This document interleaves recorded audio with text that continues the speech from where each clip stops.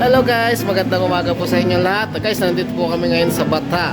Siyempre, kakain kami. Nag-iaya na naman si Boy Tato. Mayroon kayo kabagong kasama bagong kami. Shit, Tol, saan ka, Tol? Cagayan Valley. Baka may gusto ko shoutout sa Cagayan Valley. Mrs. ko. Love you. Ang sweet naman.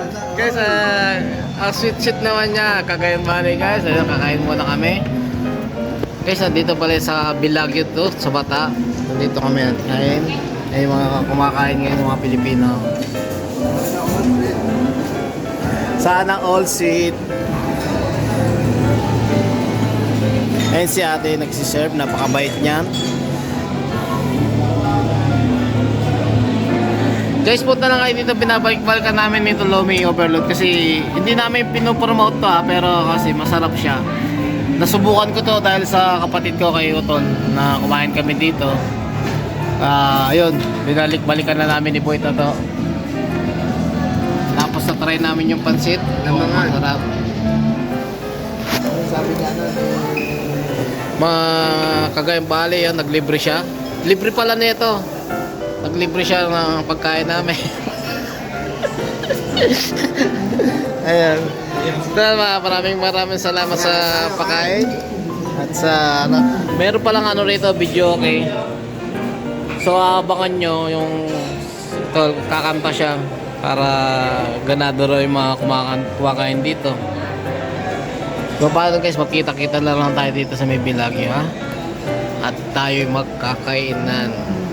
Guys, maraming salamat po sa mga nag-subscribe sa may YouTube channel namin, Chiki ni Boss Kulit. Maraming salamat po. Ayan. Bye guys. Thank you. So yun guys, patapos na kaming kumain na siyempre paparate natin kay Boy Tato uli yung pagkain dito kung masarap ba o hindi.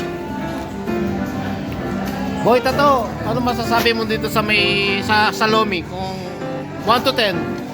10. Gusto sa pansit? Sa mga 7 yung pansit.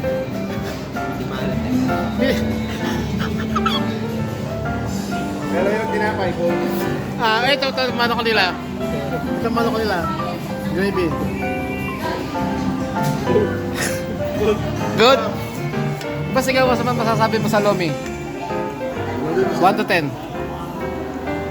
9. Kasi guys, 9 daw sa Lomi. Yung sa pansit nila. Pansit siguro mga 8. Okay, so yun.